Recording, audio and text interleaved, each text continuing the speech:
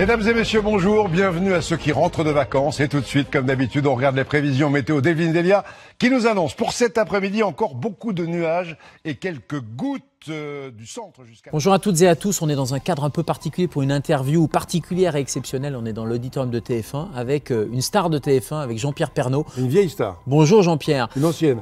Non, le présentateur du JT pendant combien d'années? 33 ans. 33 ans de JT, et maintenant sur LCI pour une émission, tu retournes un peu à tes amours. Je te tutoie parce qu'on se tutoie dans la vie. Oui, une émission sur l'argent le vendredi qui ressemble un peu à comment ça coûte d'autrefois. Bonjour à toutes et à tous, j'ai décidé d'enregistrer cette vidéo pour vous donner directement, comme je le fais d'habitude, une information importante pour vous comme pour moi. Je l'ai annoncé ce matin à la rédaction de TF1 et à nos correspondants en région.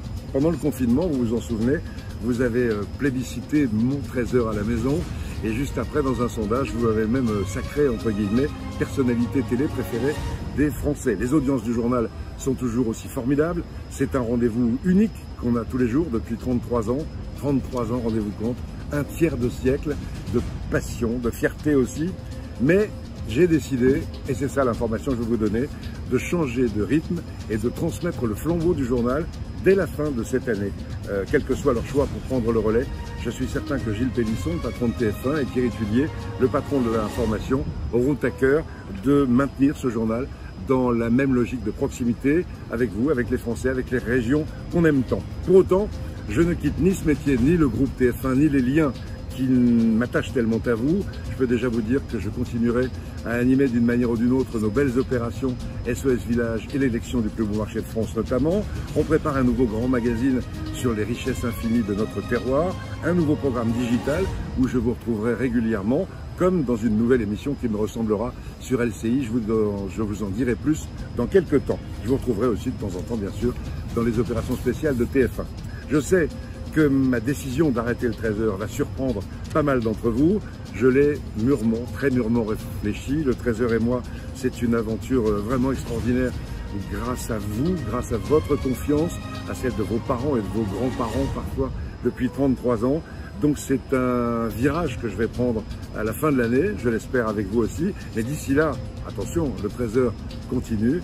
Alors je vous retrouve, rendez-vous à 13h aujourd'hui ou demain, comme vous voulez. La météo et la neige avec Evelyne Delia, à 20h Laurence Ferrari. Demain c'est Jacques Legros que vous retrouverez. Et on va se quitter, bon, avec la neige qui continue à tomber à Paris et ici sur ce plateau. Moi je vous souhaite de belles fêtes de fin d'année. D'ailleurs, monsieur le ministre travaille. Eh oui, monsieur le ministre, car les petites boules que vous avez vues, ce sont celles de Jacques Lang, qui nous a gentiment autorisé à tourner dans les jardins du Palais Royal. Alors pour t'aider, regarde, 30 ans de notes, de petites fiches, j'ai tout noté. Tiens, on va prendre, je sais pas, une fiche au hasard, charentaise. Tu connais les charentaises? Oui. Technique de fabrication du XVIIe siècle. Dicton et adage des régions. À mars poudreux. Avril pluvieux, bien évidemment. Voilà, c'est cadeau. Merci Jean-Pierre. Va vous passionner, Caroline, je sais que vous adorez jouer aux boules. 4112 équipes pour le mondial à pétanque à Marseille. Ça fait plus de 12 000 joueurs et 17 tonnes de boules. À Marseille, Linda Huré et Jérémy Souris. 800 personnes en France qui s'appellent connards, sauf dans le Limousin. Aucun connard dans le Limousin. Et on salue tous les connards qui sont nombreux. Bonjour à toutes et à tous. J'ai décidé d'enregistrer cette vidéo pour vous donner directement, comme je le fais d'habitude, une information importante pour vous comme pour moi. Je l'ai annoncé ce matin à la rédaction de TF1 et à nos correspondants en région. Bonsoir, juste un petit message pour remercier tous ceux qui m'ont envoyé des messages d'encouragement cet après-midi. Et oui, il y a eu une fuite annonçant dans les médias que je souffrais d'un cancer du poumon.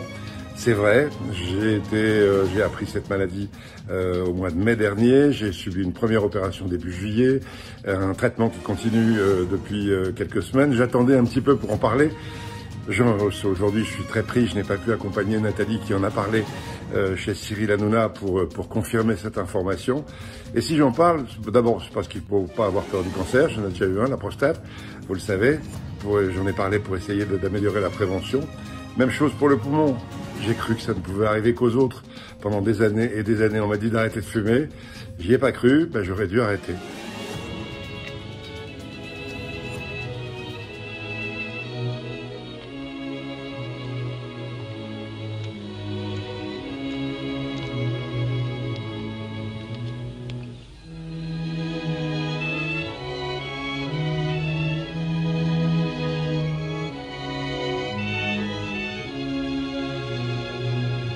and gentlemen, the late Yul Brynner.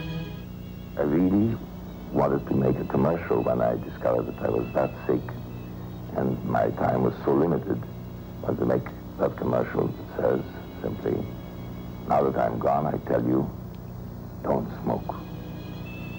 Whatever you do, just don't smoke. If I could take back that smoking, we wouldn't be talking about any cancer. I'm convinced of that.